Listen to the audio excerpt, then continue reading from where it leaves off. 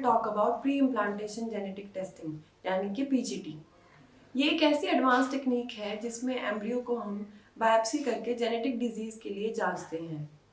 ये दो तरीके का होता है, इन्वेजिव एंड नॉन इन्वेजिव। इसे हमें अच्छे से समझने के लिए पहले एम्ब्रियो को समझना पड़ेगा। डे 5 एम्ब्रियो के यूजुअली 3 पार्ट्स होते हैं। बाहर की परत को बोलते हैं हम ट्रोफोएक्टोडर्म, जो कि आगे चल के प्लेसेंटा बनाता है।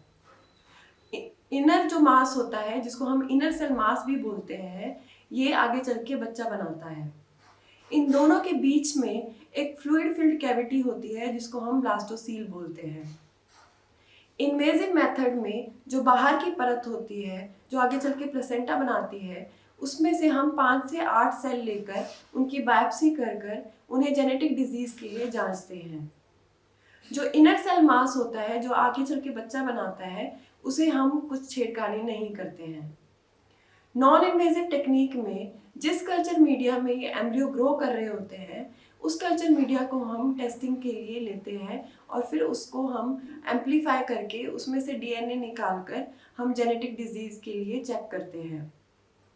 साथ में कुछ लोग इसमें ब्लास्टोसील का जो फ्लूइड होता है उसे भी जांचते हैं। इन दोनों टेक्निक के अपने कुछ एडवांटेज डिसएडवांटेज होते हैं। इन्वेजिव टेक्निक जो कि इन्वेजिव है, इसमें आगे चल के बच्चे को थोड़ा सा खतरा रह सकता है। नॉन इन्वेजिव टेक्निक जो होती है, क्योंकि हम इसमें एम्ब्रियो की बिल्कुल भी छेड़खानी नहीं कर रहे हैं, तो इस तरीके से एम्ब्रियो के ऊपर बहुत ज़्यादा खतरा नहीं रहता है।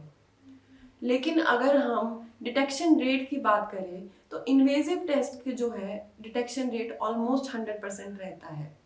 इसमें हालांकि मोज़ेकिज्म का जो एक खतरा रहता है वो भी देखा गया है। जो नॉन इन्वेजिव टेस्ट होता है, इसके अंदर डीएनए हमें बहुत हद तक 80 से 90% तक मिल जाता है, लेकिन 10% केसेस में हम डीएनए एम्प्लीफिकेशन नहीं कर पाते, जिस वजह से रिजल्ट कई बार इनएक्यूरेट या फिर इनकन्क्लूसिव भी मिलता है। ये टेक्निक हम यूजुअली उन केसेस में अपनाते हैं जिनमें एडवांस्ड एज हो चुकी है, यानी कि जो फीमेल कपल है उसकी एडवांस्ड एज हो चुकी है, या फिर किसी कपल इनफर्टाइल कपल में कोई जेनेटिक डिजीज है, या फिर पहले बच्चे के अंदर कोई जेनेटिक डिजीज डायग्नोज हो चुकी है, या फिर पहले रिकरेंट अबॉर्शंस हो रहे हैं, या पहले बहुत सारे आईवीएफ साइकिल हो चुके हैं और सभी के सभी फेल हैं। तो ऐसे केसेस में हमें पीजीटी करवानी चाहिए। अगर हम इसके फ़ायदे की बात करें तो इससे प्रेगनेंसी रेट जो होता है वो जल्दी हमें मिलता है, यानी कि आईवीएफ का सक्सेस रेट हम कुछ हद तक इम्प्रूव कर सकते हैं।